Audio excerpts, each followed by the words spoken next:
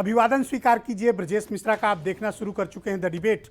बहनों भाइयों, कल असंख्य और लाखों की भीड़ जुटाकर इस देश के किसान और उत्तर प्रदेश के किसानों ने अपनी ताकत दिखा दी है इस कृषि कानूनों के खिलाफ। अब इसका अंजाम क्या होगा, आज हम इस विषय पर चर्चा करने के लिए यहाँ पर जमा हुए हैं।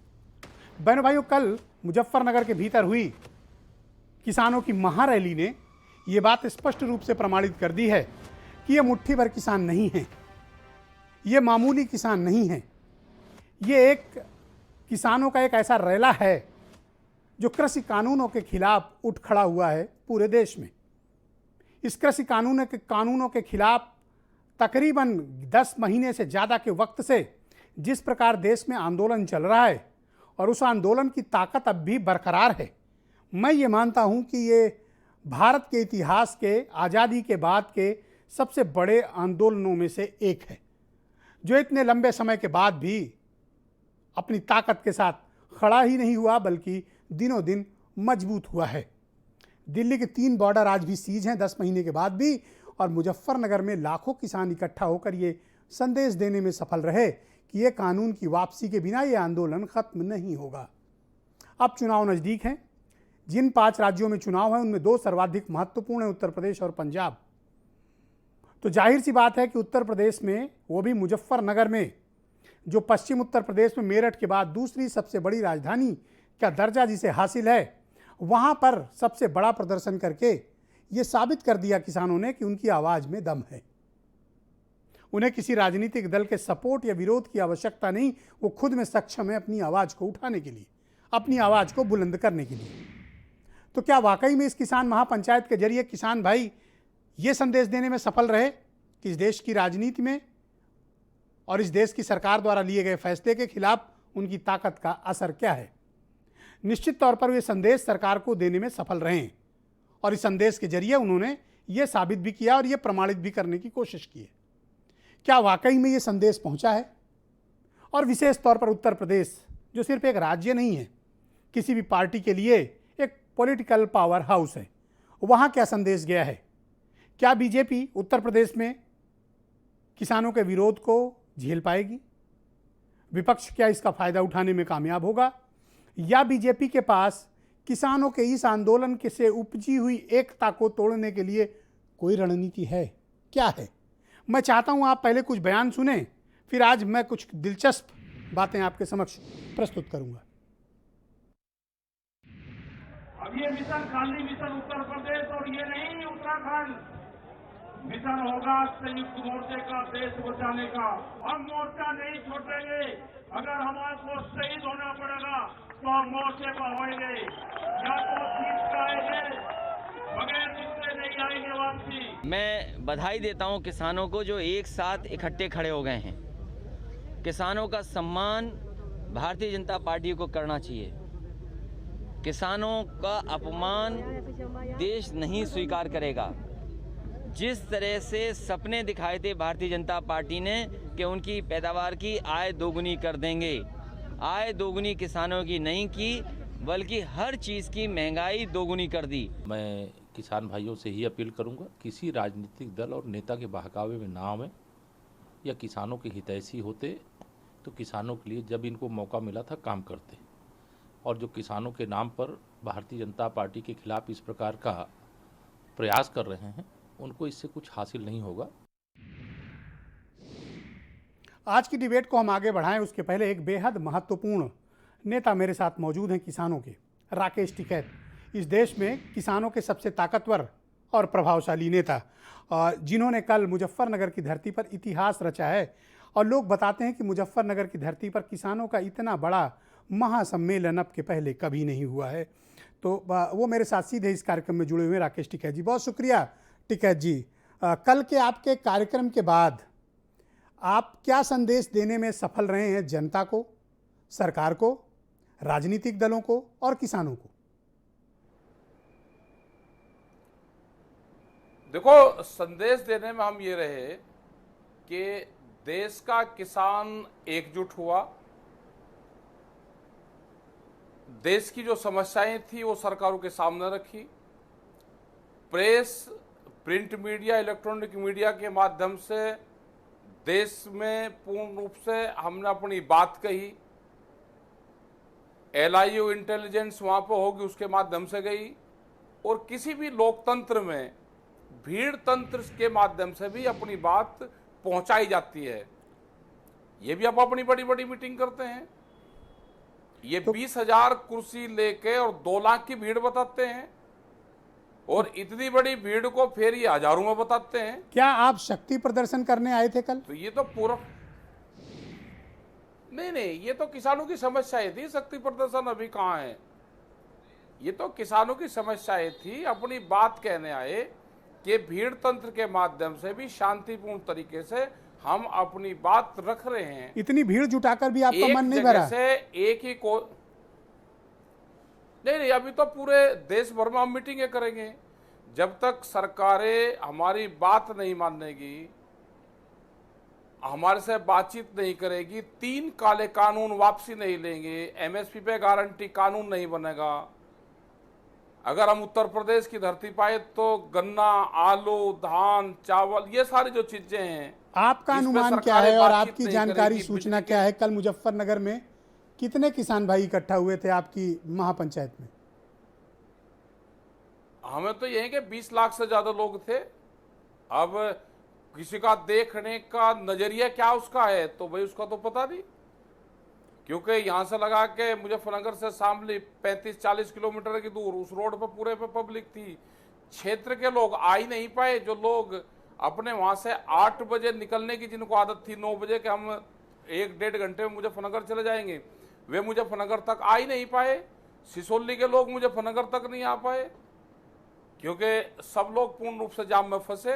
तो जब इतना आपने बड़ा जो भीड़ क्षेत्र तंत्र के लोग आपने थे, जो इकट्ठा किया, मुजफ्फरनगर की- तो मेरी इस बात को मानने से आपको क्यों परहेज है कि ये शक्ति प्रदर्शन था आपका? और शक्ति प्रदर्शन है, शक्ति प्रदर्शन मान लो भाई अब अपनी भाषा में इसको कौन क्या कहेगा, इसमें मान लो शक्ति प्रदर्शन है तो शक्ति प्रदर्शन ही मान लो इसको। क्या हम ऐसा नहीं कर सकते थे, आप सरकार को कोई प्रस्ताव देते इस महापंचायत के माध्यम से कि बातचीत दोबारा से शुरू की जाए? नहीं, हमने सरकार को, भारत सरकार को हमने मेल भेजी है कि आप किसानों से आप बातचीत करो। उनका जो जवाब आया बार बार, जो उनके मंत्री है नरेंद्र सिंह तोमर, उनका बार बार एक ही बयान आता है कि हम कानून वापसी नहीं लेंगे और बातचीत कर लो। अगर वे कंडीशन बात करेंगे तो किसान तो कंडीशन पर बात करेगा नहीं, क्योंकि आपने भी एग्जाम दिए होंगे। आप जब हाई स्कूल इंटर में होंगे, BA में होंगे, तो अगर पर्चा बाहर से लीक हो जाता है तो वो परीक्षा तो रद्द हो जाती है पूरी। जब ये पर्चा लीक करने की इनको आदत है कि हम तो भाई पर्चा लीक करेंगे पहले ही और आप एग्जाम में बैठ जाओ, क्योंकि इनकी आदत तो खराब है इनकी, ये तो पर्चे लीक तो ये करके बातचीत रखते हैं। इसलिए नहीं शुरू हो पा रही कि ये पहले ही सशर्त पर्चा- बातचीत रखना चाहती सरकार, इसलिए आप और सरकार के बीच बातचीत नहीं हो रही क्योंकि इसमें शर्त है? नहीं, हमारी कोई शर्त नहीं है। आपका क्वेश्चन मुझे सुनाई नहीं दिया, लेकिन शर्त जरूर सुनाई। हमारी ये है कि कोई भी बातचीत अगर भारत सरकार को करनी है, वो बातचीत बंद कमरे में हो। पहले कंडीशन लगा के बात हम नहीं करेंगे कि वे पहले कंडीशन लगाएंगे कि कानून वापसी नहीं होंगे और आप बात कर लो। हमने कभी नहीं कहा कि कानून वापसी ले लो जब हम बात करेंगे। हमने कहा कि जो भी बात होगी वो बंद कमरे में अंदर होगी। सरकार को कोई अपना प्रस्ताव रखना है वो वहां पर रख सकता है, लेकिन किसान को कमजोरी दिखा के और ये दिखा के किसान हताश हो गया है 9 महीने में, और हम बातचीत कर लेंगे, कानून वापसी नहीं लेंगे, जो आपको बात करनी है बात कर लो। मतलब इन्होंने डिसीजन सुना दिया, कोर्ट में जाने से पहले जी, सजा सुना दी, फिर सिर्फ हमारे से मोहर लगवाना चाहते हैं। ये तो देश में नहीं होगा। आपके पास कोई फार्मूला है ये कि जिस फार्मूले के तहत आपकी यानी भारत सरकार और किसान यूनियंस के बीच बातचीत दोबारा से शुरू हो पाए? फार्मूला तो यही है कि बैठ के बात करो, जो भी बात कहनी सरकार को अंदर कहें। तो आप लाइव टेलीविजन पे हो, अभी अभी तत्काल सरकार को ऑफर दो, यहीं दे दो ऑफर। नहीं, हम तो कह रहे हैं सरकार को, तो हमने चिट्ठी दे दी। सरकार जब बुलाएगी, हमारा किसान मोर्चे के लोग जो पहले जाते थे वे जाएंगे, जब सरकार बुलाएगी, जगह, स्थान, टाइम, दिन सरकार को बताना पड़ेगा, हम जाएंगे। दरवाजे सरकार ने बंद कर रखे हैं। दरवाजे शांतिपूर्ण तरीके से सरकार खोल दे दिल्ली के, हम बातचीत करेंगे। हम अगर तोड़ के जाएंगे तो फिर कहेंगे जी दिल्ली के दरवाजे तोड़ के फिर अंदर घुस गए, हमको फिर घुसना बताएंगे। हम जानते सब चीज हैं, हम प्यार से भी दरवाजा खोलना जानते हैं और हम वैसा भी जानते हैं। ये देश का किसान है, वैसा ही से आपका क्या मतलब है दरवाजे राकेश तोड़ टिकैत के जी? भी जानता है। वैसा ही से क्या मतलब है जी वैसा ही से क्या मतलब है आप? वैसा ही का मतलब जैसा सरकार समझती हो ऐसा ही है। ये किसान ना कमजोर था, ना कमजोर है, ना कमजोर रहेगा। हम शांति से सरकार से बात करना चाहते हैं। 9 महीने से ज्यादा हो गए, 10 महीने इस आंदोलन को चलते दिल्ली में हो गए। एक लोकतांत्रिक देश में शांतिपूर्ण तरीके से हम अपना प्रदर्शन कर रहे। भारत सरकार को बार बार कहा कि आप बातचीत के रास्ते खोल लो, खोलने भारत सरकार को पड़ेंगे। ये आज खोल लो, 2022 में खोल लो, 23 में खोल लो, 2024 अच्छा, में आप खोल लो। पिछले कितने महीने होगा से अपने बातचीत घर का नहीं समाधान। गए हैं राकेश टिकैत जी? नहीं, घर क्या करना हमको जाके? अपने घर क्यों नहीं जा रहे हो आप? हमारा एक बार तो घर हो पूरा आओ। देश ही हम नहीं क्या करेंगे? ना कोई नहीं जाना जी। जो एक बार खाली जब देश की आजादी की लड़ाई हुई तो बहुत लोग जो आजादी की लड़ाई में थे उनको काला पानी हुआ सजा। इन्हीं के बहुत लोग थे, इनके विचारक लोग थे जो वहां से माफी मांग के आगे थे। तो कोई कसम खाई है आपने कि बहुत आप लोग अपने थे घर कि नहीं काले जाओगे? पानी की और पिछले कितने महीने से आप घर नहीं नहीं, गए? हम नहीं जाएंगे। अब मैं आए थे वहां से 26 नवंबर को। तो घर चले जाओ एक बारी, कोई दिक्कत है? नहीं, क्या करना है? ये देश का किसानों का आंदोलन है। हमारे जैसे बहुत लोग होंगे जो इस आंदोलन में शहीद हो गए, वे तो जीवन में कभी घर आएंगे ही नहीं। जो 650 से ज्यादा लोग इस आंदोलन में शहीद हो गए, परिवार तो उनके भी होंगे ना। उनके परिवार के लोग भी चाहते होंगे कभी हमारे भी परिवार के लोग यहाँ पर आ जाए, लेकिन जो शहीद हो गए वे कैसे अपने घर जाएंगे? तो आपका खाना हमारा पीना कोई कैसे घर चल रहा है? नहीं आप है। घर जा नहीं रहे हो, वहाँ- ये चल कैसे रहा है आपका सिस्टम? यहाँ पे आ जाता है, घर वाले आटा दाल भेज देते हैं और गांव के लोग आटा चावल दाल आलू भेज देते हैं, उसी का बन जाता है। यहाँ पे भंडारे लंगर भंडारे चलते हैं, उसी में अपना खाओ। कल उत्तर प्रदेश के मुख्यमंत्री तेल का ने एक किसान अखबार तेल में भेज इंटरव्यू देता में है। कहा कि दलाल परेशान है, किसान जी। परेशान नहीं है। अब पता नहीं, दलाल भी तो वही नहीं के आदमी होंगे, हमारे तो है नहीं कोई। हमने तो उनकी तलाश कर रहे हैं ना कि भाई, हमने बार बार कहा कि जो क्रय केंद्र खुलते हैं उस पे किसान तो लाइन में लगा रहता है, लेकिन सस्ते में अनाज की खरीद करके एमएसपी पे कौन बेचता है? उसकी एक बार जांच कर लो पूरे देश भर में क्या हो रहा है। किसान तो 10-15% बेचता है, उसका तो रिजेक्ट होता है, लेकिन इन्हीं के जो व्यापारिक लोग, इनके जो साथी लोग हैं, इनके जो पार्टनर हैं सरकार में, उनको लूट का टेंडर दे दिया इन्होंने। वो एफसीआई के लोग भी होंगे, वो यहाँ के मिलर्स होंगे, वो इनके बिचौलवा लोग होंगे, इनके नेताओं के बच्चों के नाम पे खरीद के केंद्र खुलते हैं। तो इसकी जांच हो जाए चाहिए, क्योंकि उत्तर अपने प्रदेश में जो इस चहेते वर्ष के लोग हैं, प्रारंभ में उनको- जनवरी फरवरी में चुनाव है विधानसभा का। माना जा रहा है कि आपने मुजफ्फरनगर में ये शक्ति प्रदर्शन करके बीजेपी को चेतावनी देने की कोशिश की है। मैं क्यों न मानूं कि ये प्रदर्शन राजनीतिक मकसद भी लिए हुए था? अब किसको चुनौती मिलेगी भाई? ये क्यों डरते हैं चुनौती से? भारत सरकार ने ये कहा है, देश के प्रधानमंत्री ने, कि 2022 में आमदनी दुगनी हो जाएगी। हम भी प्रचार करेंगे प्रधानमंत्री का, ये भी प्रचार करो। 1 जनवरी से बिकने वाली हर फसल दुगने रेट पे बिके। ये क्यों घबराते हैं? अरे तो गन्ना के रेट तो भारत बढ़ नहीं रहे सरकार हैं, ने तो कहा आप ये उनको आमदनी वापसी दुगनी देना। की बात तो अभी बहुत दूर की है। उत्तर प्रदेश में तो देख रहे हैं आप, कितने वर्षों से गन्ने की कीमतें नहीं बढ़ाई गई और आज भी 17,000 करोड़ रुपए करीब बकाया है। नहीं, हम तो यही तो कह रहे हैं कि भाई, एक तरफ ये प्रधानमंत्री ये कहते हैं कि आमदनी दुगनी हो जाएगी पूरे देश की, एक तरफ हालात ये हैं कि उत्तर प्रदेश में गन्ने के जो रेट इनको बढ़ाने चाहिए वो बढ़ा नहीं, 17,000 करोड़ रुपए का बकाया बता रहे, वो है पूर्ण रूप से ये है, बोलने की किसी की हिम्मत है नहीं। अगर कोई आवाज उठाएगा तो उसके खिलाफ पर्चे दर्ज होंगे। कोई मुजफ्फरनगर की दिल्ली की मीटिंग में कोई आएगा, उसकी निगरानी रखी जाती है, वहां पर उनके पहरेदारी बैठाई जाती है।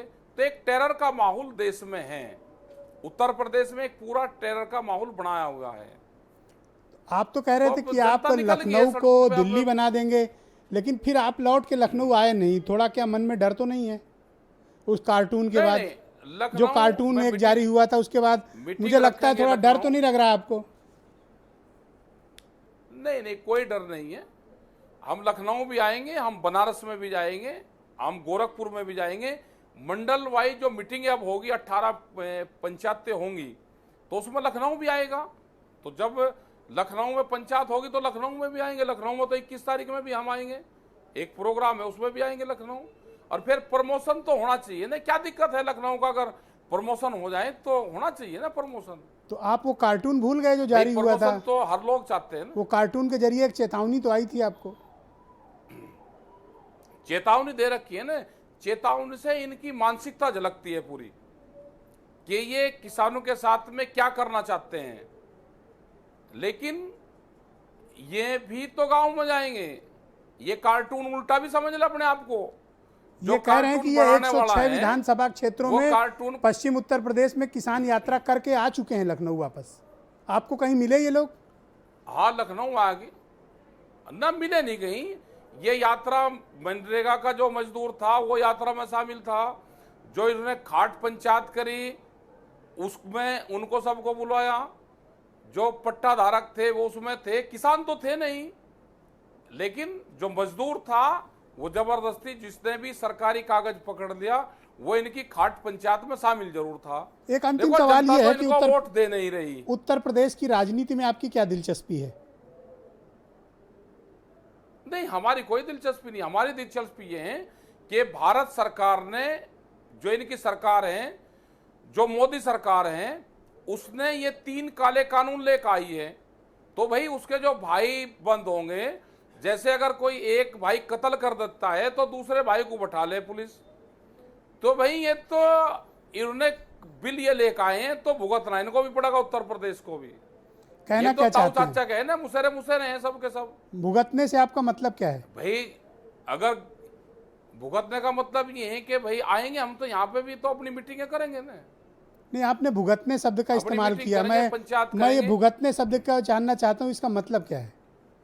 भुगतने का मतलब ये है कि अगर दिल्ली सरकार गलती करेगी तो भाई पकड़े तो ये भी जाएंगे, भाई बंद तो उन्हीं के हैं ये भी। आप इनके खिलाफ काम करेंगे विधानसभा के चुनाव में? नहीं, हम तो इनका प्रचार करेंगे प्रधानमंत्री का। प्रधानमंत्री ने कहा कि 22 में आमदनी दुगनी हो जाएगी। हम खिलाफत कहां कर रहे हैं, प्रधानमंत्री का प्रचार करेंगे। आप इन कृषि कानूनों ये भी प्रचार कर, हम भी करेंगे। इन कृषि कानूनों की वजह से आप बीजेपी को ब्लैकमेल तो नहीं कर रहे हैं? 3 काले कानून को वापसी लेने पड़ेंगे। पूर्ण रूप से आपका जो क्वेश्चन है वो सुनाई तो नहीं दिया, लेकिन 3 कानूनों को ये वापसी ले ले। एमएसपी पे गारंटी कानून बना दे, एक कमेटी बना दे भारत सरकार, और जो किसान मोर्चे के हमारे लीडर हैं उस कमेटी में रहेंगे। ये आंदोलन खत्म हो सकता है, लेकिन 3 काले कानून इनको वापसी लेने पड़ेंगे। मायावती और अखिलेश यादव ने आज खुलेआम आपके कार्यक्रम, आपके आयोजन की सराहना की है, तो क्यों ना माना जाए कि विपक्ष आपके पीछे एक बड़ी ताकत बनकर खड़ा हुआ है? अरे कहाँ है विपक्ष वाले? इनसे भी एक हाथ से मिलवाए तो हमको। ये वैसे ही कागज पे, कंप्यूटर पे ही कर रहे हैं, ये सामने आ रहे हैं। जब बीजेपी विपक्ष में थे तो ये बहुत मजबूती से मंच पाड़ के बैठते थे। ये तो ऐसा लगे कि विपक्ष भी देश में कमजोर है क्या? इनको खुल के सड़क पर आना चाहिए। इतने आपस में सड़कों पे ना हो तो भाई इतना थोड़ा कुछ होता है। ये तो खामखा इस पे लिख देते हैं कि साथ में दिखता कोई है नहीं। ऑलराइट, बहुत बहुत शुक्रिया आपका, बहुत बहुत धन्यवाद राकेश टिकैत जी। अपना कीमती वक्त आज आपने भारत समाचार के दर्शकों के लिए निकाला। आपका बहुत बहुत धन्यवाद। बहनों भाइयों, मैं डिबेट को आगे बढ़ाता हूं। मेरे साथ संजय त्यागी भारतीय जनता पार्टी के नेता हैं, कृष्णकांत पांडे कांग्रेस से, नाहिद लारी खान समाजवादी पार्टी से हैं, अनिल दुबे राष्ट्रीय लोकदल से हैं, हरनाम सिंह भारतीय किसान यूनियन के उपाध्यक्ष और वीरेंद्र सिंह जी हमारे स्टेट हेड आज के कार्यक्रम में हमारे साथ सम्मिलित हैं। आप सभी मेहमानों का बहुत बहुत शुक्रिया, धन्यवाद। संजय त्यागी जी, मैं कार्यक्रम की शुरुआत आपसे करना चाहता हूं। आपने राकेश टिकैत की बात सुनी। आपकी पार्टी की सरकार दिल्ली में किसानों के हित के खिलाफ काम कर रही है, इसके विरोध में उन्होंने जो शक्ति प्रदर्शन किया, निश्चित तौर पर आप इसके लिए काफ़ी चिंतित होंगे। हाँ, आपकी आवाज़ आ रही है जी, आप मुझे सुन पा रहे हैं? संजय त्यागी जी, आप तक मेरी आवाज़ आ रही है? कम आ पा रही है आपकी। ओके, मैं आपसे ये जानना चाहता हूं कि मुजफ्फरनगर में कल हुई महापंचायत पर आपकी पार्टी की क्या प्रतिक्रिया है और आप इसे किस नज़रिए से देखते हैं? विजय जी, आवाज़ नहीं आ पा रही है आपकी। ओके, मैं दोबारा आपको कनेक्ट करने की कोशिश करता हूं ताकि इस मसले पर आपका पक्ष भी सामने आ सके। नाहिद लारी खान, मैं आपसे जानना चाहता हूं कि किसान महापंचायत को लेकर आपकी पार्टी का क्या दृष्टिकोण है और क्या आपको लगता है कि बातचीत दोबारा से शुरू हो पाएगी सरकार और यूनियंस के बीच? ब्रिजेश जी, देखिए, जहां तक समझ में आ रहा है कि सरकार जो है कोई रिजल्ट इस पूरे आंदोलन में जिस तरह से फैजान खान भी हमारे साथ हैं बहुजन समाज पार्टी से, और थोपा किसानों के ऊपर जी, तो सरकार नहीं चाहती कि इसका कोई रिजल्ट निकले। क्यों? क्योंकि सरकार जो है किसानों, मजदूरों, नौजवानों और महिलाओं की ये सरकार नहीं है, ये तो केवल पूंजीपतियों की सरकार है। आवाज देखो कर रही है जी, मैं ठीक करा रहा हूँ, कुछ आज टेक्निकल गड़बड़ी है, मैं ठीक कराता हूँ, आप बोलती ये रहें। तो पूंजीपतियों की सरकार है। इतिहास गवाह है कि बीजेपी की बुनियादी जो है पूंजीपति और धन कुबेरों ने रखी थी। अब आप ये देखिए, जिस प्रकार से रोज जो है सरकार बीजेपी जो है किसानों को अपमानित करने का काम कर रही है। मुसलसल माननीय अखिलेश यादव जी शुरू दिन से कह रहे हैं किसान देश के अन्नदाता हैं, इनको अपमानित ना करें। ये जो है देश भूलेगा नहीं। जिस तरह से किसानों को अपमान कर रही है सरकार, संयम से काम ले सरकार, लेकिन बीजेपी उतारू है किसानों को अपमानित करने पर। आप ये समझे, अगर आपको याद होगा, आपने पढ़ा होगा कि जब लॉर्ड म्यू थे तब एक डलहौजी कमेटी का गठन हुआ था। उस कमेटी ने अपनी रिपोर्ट में लिखा था कि भारत के किसान जो है बहुत ही अनुभवी हैं और बहुत योग्य हैं। ये अंग्रेजों की राय थी हमारे भारत के किसानों के लिए। लेकिन आज दुख की बात यह है कि ये साहूकारों की ये बीजेपी सरकार जो है अपने ही देश के किसानों को जो है निम्न स्तर की घटिया बातें जी, मैं कृष्णकांत पांडे जी को इनवाइट करता हूं इस डिबेट में।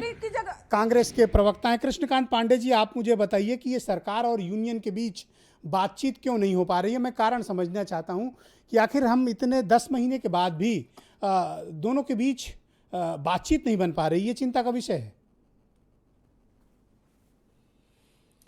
किसान, हमारा देश कहा जाता है कि यह किसानों का देश है, किसान प्रधान देश है, और ऐसी स्थिति में सरकार अपने अहंकार में इतना चूर है कि वह किसान जो अन्नदाता है, जिसको धरती का भगवान हम मानते हैं और कहते हैं, और उस किसान के सम्मान इनके यहाँ नहीं है।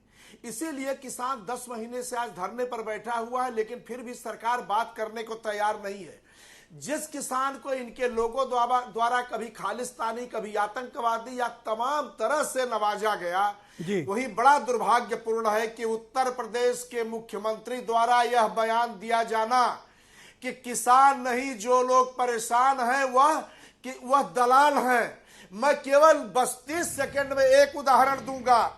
1987 में ओट क्लब पर जब श्री महेंद्र सिंह टिकैत जी बैठे थे और उस समय मुरली मनोहर जोशी जी, अटल बिहारी वाजपेयी जी और चंद्रशेखर जी वहां गए थे मनाने और प्रधानमंत्री से बात करने के लिए कहा था, और प्रधानमंत्री ने 7 अपने कैबिनेट मंत्रियों को भेजा था। तो क्या हम उस समय यह नहीं कह सकते थे कि वाजपेयी जी, जोशी जी, ये तमाम लोग यह दलाली का काम करने गए? लेकिन हमने नहीं कहा, क्योंकि ऑलराइट, संजय त्यागी मुझे ज्वाइन कर चुके हैं। थैंक यू पांडे जी, शुक्रिया आपका। संजय त्यागी जी से हमारे कनेक्ट हो चुके हैं। त्यागी जी, बहुत शुक्रिया आपका। मैं आपसे जानना चाहता हूं कि आपकी धरती पर, मुजफ्फरनगर पर इतनी बड़ी महापंचायत हो गई, परेशान तो आप काफी होंगे? नहीं विजय जी, बिल्कुल परेशान नहीं है। मैंने पहले भी कहा था कि हम ये देखना चाहते हैं कि किसान महापंचायत में कितने किसान भाई जाने वाले हैं। ये 20 लाख का दावा अभी राकेश टिकैत जी करके गए हैं। विपक्षी पार्टियों की राजनीति की रैली थी, ओके, और ये उन्होंने अपने मंच से अपने संबोधन में ये घोषणा भी की है। उनका एक ही नारा है, किसान हित में हम काम नहीं करेंगे। हमारा लक्ष्य है भारतीय जनता पार्टी की सरकार को नीचे दिखाना, उनको झुकाना। मोदी जी को, योगी जी को इस देश से अगर उनका बस चले तो बाहर भेजने का काम किसान नेता करने वाले हैं। तो हमने पहले से भी कहा था कि ये किसानों की संघर्ष नहीं है, किसानों के हित की लड़ाई नहीं है, ये व्यक्तिगत हित के लिए संघर्ष कर रहे हैं, अपनी राजनीतिक जमीन को पाने के लिए संघर्ष कर रहे हैं। जी, पर आपको लगता नहीं कि बातचीत के जरिए रास्ता सुलझाया जाना चाहिए? ओके, हमारा उनसे आज कनेक्ट नहीं हो पा रहे हैं, मुझे लगता है वो रास्ते में है, बातचीत नहीं हो पा रही। हम वापस उनसे कनेक्ट करने की कोशिश करेंगे। फैजान खान, आप मुझे बताइए कि प्रॉब्लम क्या है किसान यूनियन और सरकार के बीच, क्योंकि बातचीत नहीं हो पा रही। और आज मैं मायावती जी का ट्वीट भी देख रहा था और उन्होंने बड़ा सपोर्ट किया है, तो क्यों ना माने कि आप लोग भी इसके पीछे हैं? ब्रिजेश जी, जैसा कि आपने कहा कि सरकार और किसान में बातचीत क्यों नहीं हो पा रही है, मैं 1 मिनट में आपको ये दिक्कत दूर कर दूं कि भारतीय जनता पार्टी को हमेशा यही लगता है कि किसी भी मुद्दे को, चाहे वो किसान का मुद्दा हो या और कोई मुद्दा हो, वो उसे सांप्रदायिक रंग देने की कोशिश करती है। और वो ये मुगालता में थी और इस गलतफहमी में थी कि किसान लाख आंदोलन कर लेगा, चाहे कितना दिन भी वहाँ बैठेगा, वो लास्ट मूवमेंट में उसे हिंदू मुस्लिम की राजनीति में बदल कर और इससे छुटकारा पा जाएगा जी। लेकिन जब किसानों ने मुजफ्फरनगर से जब सांप्रदायिक सौहार्द का माहौल बनाया, गंगा जमुनी तहजीब का जब वहाँ पे दिखाया, तब इन्हें झटका लगा कि जब सारे किसान एक होके हिंदू मुस्लिम की अब बात ही खत्म कर दिए और उस नींव को जो वो हिंदू मुस्लिम के बीच में बांटने का काम करते थे उसे खत्म होता किसान देख आंदोलन के की आज आड़ में बीजेपी आप लोग अपनी राजनीतिक रोटियां सेकना चाहते हैं, इसका देखिए, तात्पर्य किसान तो हमारे यही है। देश का अन्नदाता है। और कोई अगर हम मतलब आपका कहने का मतलब ये ब्रिजेश जी, क्या बीजेपी की तरह सारे विपक्षी पार्टी भी किसानों से मुंह मोड़ लें? तब वो समझ में आएगा। जो भारतीय जनता पार्टी उन्हें किसान मानने को तैयार नहीं है, आप बताइए उनकी मांगे मानेगी? जो 3 काले कानून वो बना के रखे हैं, वो किसानों से बातचीत तो दूर, उन्हें किसान मानने को तैयार नहीं है। विषय विपक्षी दोनों का एक चाल बता रही है। ओके, संजय त्यागी हमें ज्वाइन कर चुके हैं। मैं संजय त्यागी से कमेंट ले लेता हूं। त्यागी जी, अभी राकेश टिकैत जुड़े थे, अब से थोड़ी देर पहले ही वो गए हैं डिबेट छोड़ के। वो कह रहे थे कि 20 लाख किसान भाई मुजफ्फरनगर के भीतर कल जमा थे। ये आपके लिए एक अलार्मिंग बात होनी चाहिए। विजय जी बिल्कुल कह सकते हैं, 20 की जगह 50 लाख भी कह सकते हैं। मैं मुजफ्फरनगर के बराबर जिले का रहने वाला हूं और मुझे भी पता है कि जीआईसी ग्राउंड की क्षमता कितनी है, कितना बड़ा शहर है। तो कहने को आप कहिए कि 1 करोड़ लोग थे, उससे कोई फर्क नहीं पड़ता।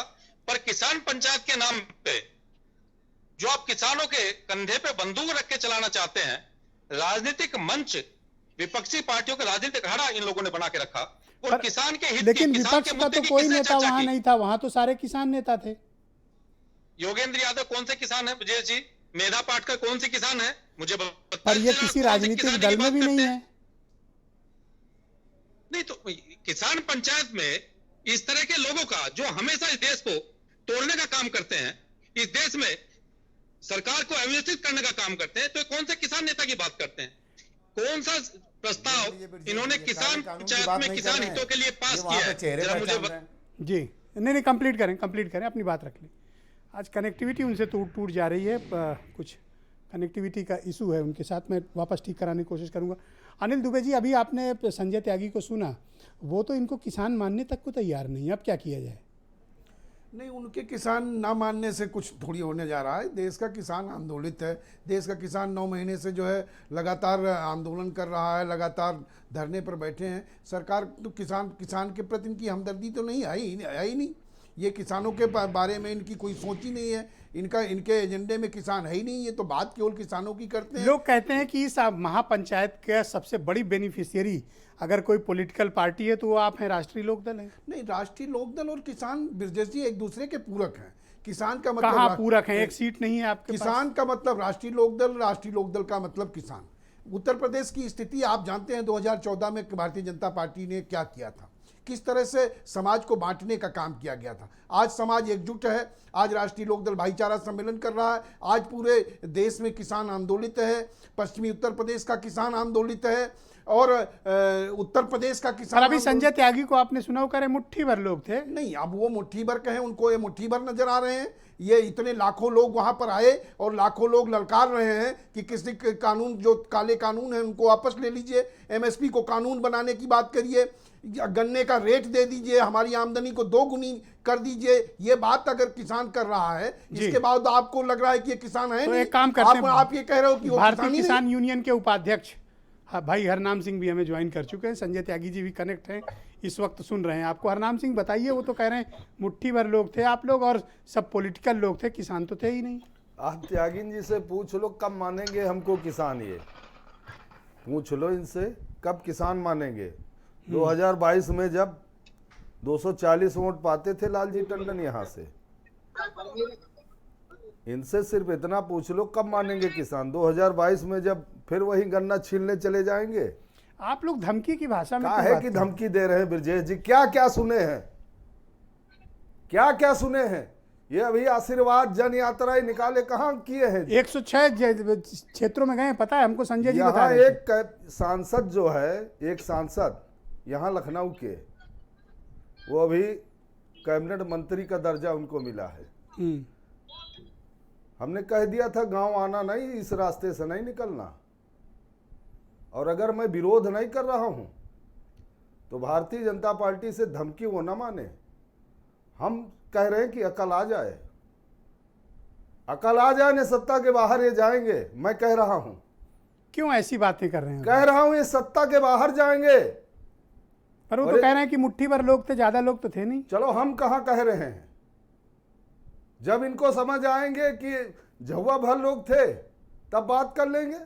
ये कह रहे हैं विपक्ष के चक्कर में पड़े हो आप लोग। विपक्ष तो हमको दिखाई नहीं दे रहा। बता दो ब्रजेश जी कोई विपक्ष का एक आदमी बता दो। सब तो यहाँ आपका सपोर्ट कर रहे हैं विपक्ष के लोग। अरे भाई कर रहे हैं, ठीक है। अब कोई लाठी डंडा लेके थोड़ी आपके साथ जाएगा। आना चाहिए, क्यों नहीं आते हैं? आ जाएं सब लोग, सब लोग आ जाएं। आप संदेश क्या देना चाहते थे? हम संदेश से देना चाहते हैं कि इस देश का किसान, भारत सरकार जो न्यूनतम समर्थन मूल्य घोषित करती है उस पे खरीदारी नहीं होती है, उसको गारंटी कानून चाहते हैं।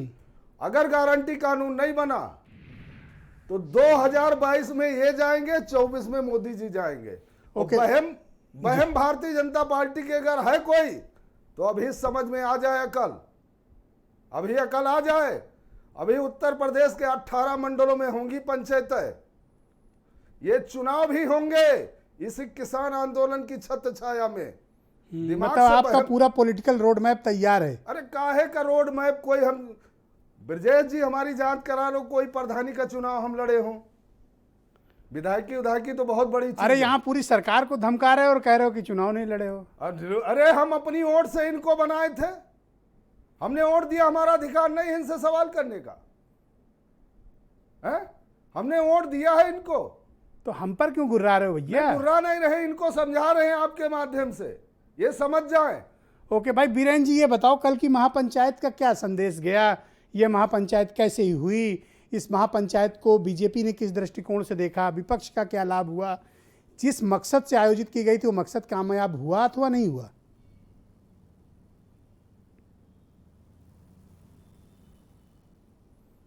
बीरेन जी, आप मुझे सुन पा रहे हैं? जी। मैं आपसे ये जानना चाहता हूं कि ये जो कल महापंचायत आयोजित की गई, क्या ये अपना मकसद का संदेश देने में सफल रही या नहीं रही, और इसके जरिए सत्ता पक्ष या विपक्ष का में किस प्रकार का संदेश गया? देखिए, चुनाव से पहले अगर इतनी बड़ी रैली 4-5 लाख लोग किसी जिले में आते हैं किसी मुद्दे पर, तो ये सफलता कहा जाए, ये सफलता का चरम था। और अगर इसको कोई झुठलाए कि 300 से के करीब किसान संगठन इसमें शामिल हुए, तो वो खाली अपना दिल बहला सकता है और स्वांता सुखाय के लिए तो ये बात कह सकता है, लेकिन भीड़ तो थी और पूरे प्रदेश और देश में मैसेज भी गया। 450 रुपया कुंटल गन्ने का दाम मांगा गया है, तीनों कृषि कानून वापस करने के लिए कहा गया है, और उसके बाद तमाम सारे अभी भारत बंद 27 सितंबर के साथ कई और कार्यक्रम का ऐलान हुआ है। बीजेपी के लिए ये इसलिए खटरी की घंटी है क्योंकि उत्तर प्रदेश और उत्तराखंड के चुनाव एकदम सर पर हैं और इसके निशाने पर है किसान आंदोलन के। वो भले न माने कि ये हमारे नहीं पर आए हैं, लेकिन जो संयुक्त किसान मोर्चा की ये रैली है, इसने पूरे देश का ध्यान आकर्षित किया है। अच्छा, सबसे बड़ी बात यह है कि इनके सांसद वरुण गांधी ने भी इस बात के लिए चेताया है कि किसानों को मनाया जाना चाहिए। बीजेपी के सांसद हैं वो, और जिस जिले से आते हैं वहाँ भी बहुत ज़्यादा किसान वोटर हैं। वहाँ पश्चिमी उत्तर प्रदेश में 2017 का जो विधानसभा चुनाव हुआ था उसमें करीब 44% वोट बीजेपी को मिला था। 100 से 110 विधानसभा की सीटें बीजेपी ने वहाँ जीती हैं। क्या वो दोबारा जीत पाएंगे? अगर ये बाहरी है, ये नकली है, ये पाकिस्तानी है, खालिस्तानी, ये सब बातों से कोई फायदा नहीं। ये तात्कालिक तौर पर तो प्रतिक्रिया हो सकती है, लेकिन किसान को परमानेंट इन शब्दों से हमेशा उलाहना नहीं दिया जा सकता। देखिए, हर काम को राजनीतिक नफा और नुकसान की दृष्टिकोण से नहीं देखना चाहिए। कुछ चीजें राजनीतिक दृष्टिकोण के बजाय संवेदनशीलता और मानवता की दृष्टिकोण से देखनी होंगी। किसान का मुद्दा भी उसी से जुड़ा हुआ है, क्योंकि भाषणों में, बयानों में मर्यादाएं टूट रही हैं। इस लिहाजा इन सब चीज़ों पर बड़ा जिम्मेदारी से बोलना होगा। लेकिन बड़ी बात यह है कि हमारे यहाँ गाना चला था बहुत पहले, जब हम लोग बचपन में थे, कि मेरे देश की धरती सोना उगले उगले हीरे मोती। हम लोग बड़ा गाना ये सुनते थे। तो ये हीरा मोती उगाने वाले लोग आंदोलन में पड़े हैं और वो तमाम तरह के सम्मान से नवाजे जा रहे हैं सिर्फ राजनीति के चक्कर में। ये बंद होना चाहिए, क्योंकि किसानों ने इस लड़ाई को जमीन और जमीर दोनों से जोड़ लिया है। इसको जितनी जल्दी ख़त्म करेगी बीजेपी उतना फायदे में रहेगी। बाकी तो ये आप जानते हैं कि किसान का जीवन बड़ा कठिन है। नंगे पैर जब वो खेत में जाता है तब हमारे आपके यहाँ महकता हुआ बासमती घर में आता है। किसान के पैर में जोंक काट लेती है, खून चूसती हैं बरसात के दिनों में, तब भी उसको कष्ट नहीं होता है, क्योंकि उसके कपड़े मैले हैं, उसकी पैर की एड़ियाँ फटी हैं। लेकिन वो जानता है कि हम इस देश में फसल के साथ साथ इस देश की अर्थव्यवस्था को भी उगाते हैं, मजबूत बनाते हैं। अभी आपने कहा कि कह रहे थे किसान नहीं, भाई पराली जब जलता है तो उसका धुआं ये दिल्ली तक पहुंच जाता है, हल्ला मच जाता है कि भाई बंद करो, जेल भेजो, मुकदमा लिखो जी। और किसान की फसल जलती है तो तहसील तक भी आवाज नहीं पहुंचती। ये जो अंतर है, ये जो संवेदनहीनता है, ये बड़ी खतरनाक है, ये अच्छी नहीं है। लेकिन चलिए, यहाँ तो ब्रजेश जी वैसे लोग हमेशा रहे हैं कि भाई कहीं जब बरसात होती है तो कुछ लोग पकौड़ा खाने को सोचते हैं और कुछ लोग जहर। इस देश में हमेशा ये अंतर रहा, समानता रही। तो अलग अलग लोगों के सोचने का और देखने का नजरिया है, उस पर हम आप कुछ कर नहीं सकते। बहरहाल एक साहित्यकार ने लिखा है कि बेमौसम की मार कितनी तगड़ी है, सूखी है आंखें, सूखी है आंखें, आते सिकुड़ी है, और किसी को मिले छप्पर फाड़ कर और किसी का कलेजा निकल जाता है, और जब उसकी भी मर्जी है कि वो भी बेगुनाहों को सताता है।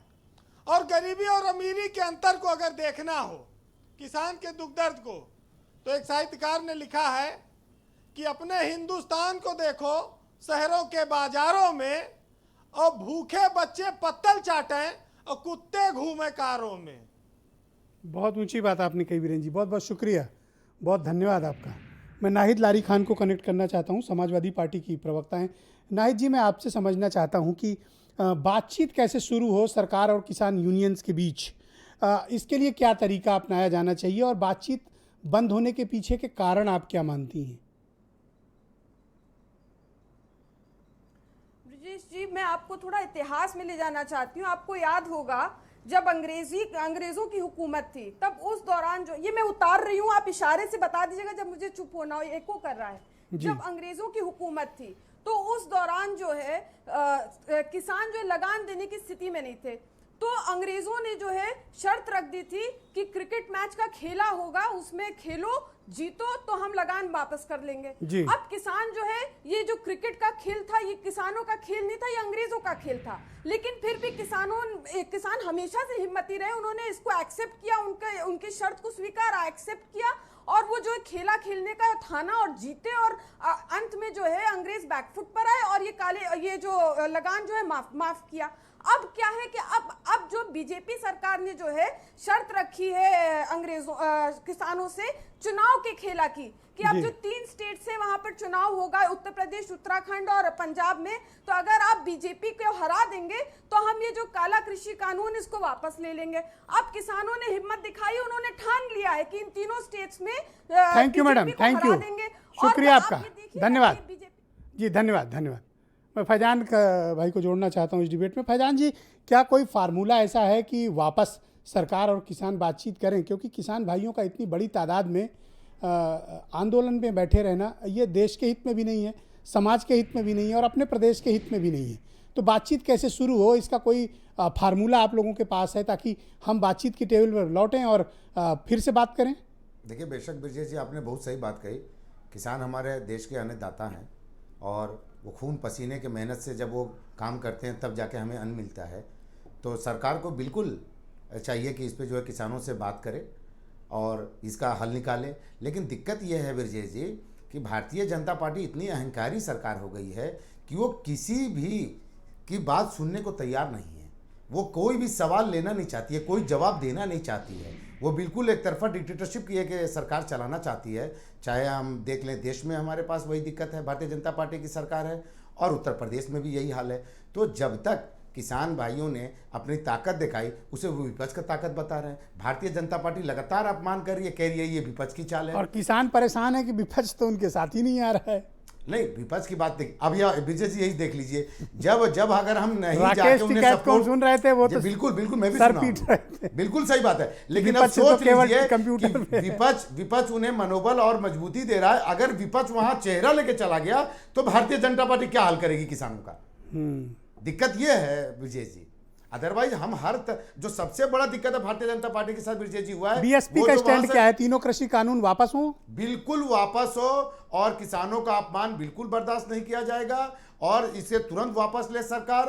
अंधी बहरी गूंगी सरकार जो हो गई है वो किसानों की मांग माने और किसान के सामने झुकने से वो किसान को किसान ना मान रही हो। ऑलराइट, कृष्णकांत पांडे जी कांग्रेस के प्रवक्ता हैं। पांडे जी, आप बताइए कि कांग्रेस का अब ऑफिशियल स्टैंड इस विषय पर क्या है महापंचायत के बाद?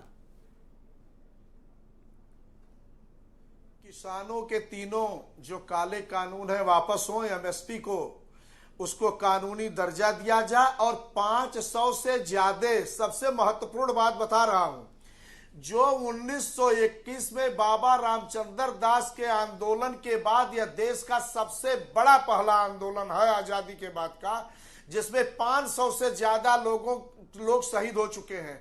उन्हें शहीद का दर्जा यह सरकार दे। किसान और सैनिक यही दोनों इस देश की ऋण है और चूंकि बॉर्डर पर, दिल्ली के बॉर्डर पर कुछ ही किलोमीटर पर बैठे ये किसान की आवाज इस सरकार को नहीं सुनाई पड़ रही है। पाकिस्तान के चैनल को देखने की इनको समय मिल जा रहा है, वहां के चैनल की आवाज इन्हें सुनाई पड़ जा रही है और किसान का दर्द इन्हें सुनाई नहीं पड़ रहा है। हम पूछना चाहते हैं आपके माध्यम से कि देश का किसान, नौजवान, बेरोजगार, महिला, पुरुष जरूरी है या पाकिस्तान के रेडियो और टेलीविजन चैनल जरूरी है? यह सरकार को स्पष्ट करना होगा कि पाकिस्तान के चैनल को सुनना। लेकिन बीजेपी कह रही है कि विपक्ष कौन सा रिश्ता उजागर करता किसानों है? को भड़का रहा है, देश जानना चाहता है, विपक्ष किसानों को भड़का रहा है, ये आरोप है। और मुख्यमंत्री ने कल कहा कि ये किसान नहीं, जो परेशान हैं वो दलाल हैं। ब्रजेश जी, मुजफ्फरनगर में बैठे हुए किसानों ने कल इतनी बड़ी पंचायत की 20 लाख की, यह भारत सरकार को और उत्तर प्रदेश सरकार को नहीं दिखाई दिया और पाकिस्तान का चैनल दिखाई। Thank you. संजय त्यागी जी, आप मेरे साथ कनेक्ट हैं, आवाज पहुंच रही है? जानना चाहते हैं जी विजय जी। संजय त्यागी, थैंक यू। पांडे जी शुक्रिया। मैं जरा त्यागी जी से कुछ बात करना चाहता हूँ। त्यागी जी, आपको लगता नहीं है कि किसान भी अपने भाई हैं, आप ही के बीच के हैं, हम सबके बीच के हैं, हम समाधान की बात न करके टकराव का रास्ता आप लोग क्यों चुनना चाहते हैं? अरे फोन कहाँ ले गए तुम? आप आवाज आ रही है?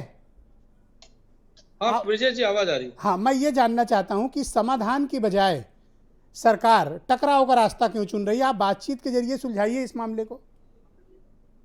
विजय जी, मैं जो मेरे से पूर्व वक्ताओं ने बात की है अभी, अगर ये धमकी छोड़ के टेबल पे आए, किसान के मुद्दों की, किसान के हितों की बात करें तो समाधान निकले। लोकतंत्र में धमकी का कोई जगह नहीं हो सकती, और जब राजनीतिक क्षेत्र में काम करते हैं तो भाषा संयमित हो तो मुझे लगता है उसका ज्यादा प्रभाव होता है।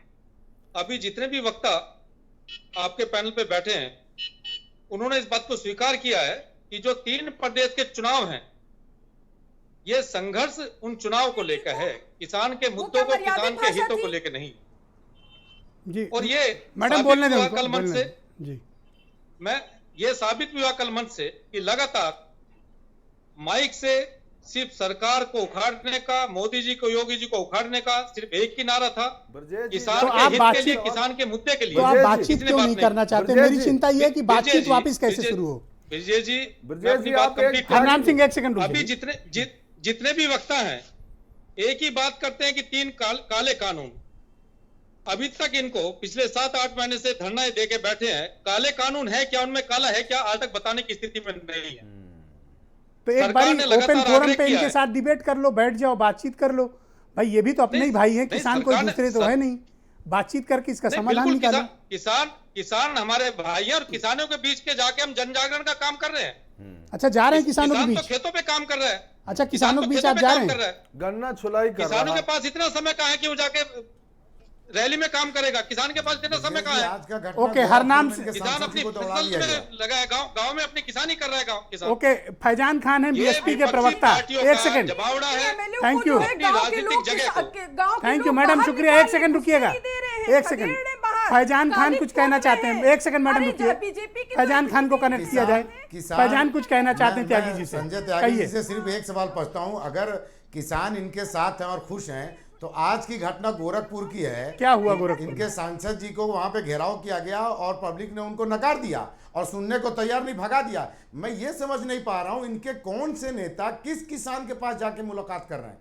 असली किसान तो मुजफ्फरनगर में दिखे इनको, वहां पे इनका कौन सा रिप्रेजेंटेशन गया था, कौन भारतीय जनता पार्टी की तरफ से बात करने गया था? ये लगातार उसे सिर्फ किसान विरोधी और राजनीतिक रूप देने की कोशिश। अनिल दुबे जी, मुझे आप ये बताओ कि ये बातचीत कैसे शुरू हो, हमें क्या पहल करनी चाहिए?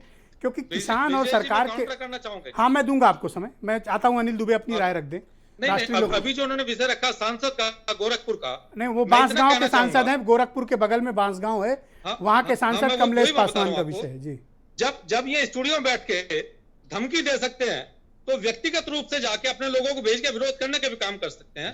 किसान संपन्न है, किसान खुशहाल है। तो आप लोग इतने कमजोर कैसे हो गए त्यागी जी कि कोई भी जाता है आपको धमका आता है? हम कमजोर नहीं है, हम कमजोर नहीं है, हम किसानों के बीच में जा रहे हैं, किसानों से संवाद कर रहे हैं। ओके अनिल दुबे, किसानों के बीच में गए, okay Anil Dubey go ahead please. Anil Dubey बताएं। ब्रजेश जी, भारतीय जनता पार्टी की किसान हमारे परिवार है। सरकार को अहंकार छोड़ना चाहिए, अहंकार छोड़ें और किसानों से वार्ता करें। अभी तो वो मानने को तैयार नहीं कि किसान है, आप बात करने की बात करें। अब किसान तो है ही है, 9 महीने से लगातार बैठे हैं, धूप में, बरसात में, जाड़े में वो लगातार बैठे रहे।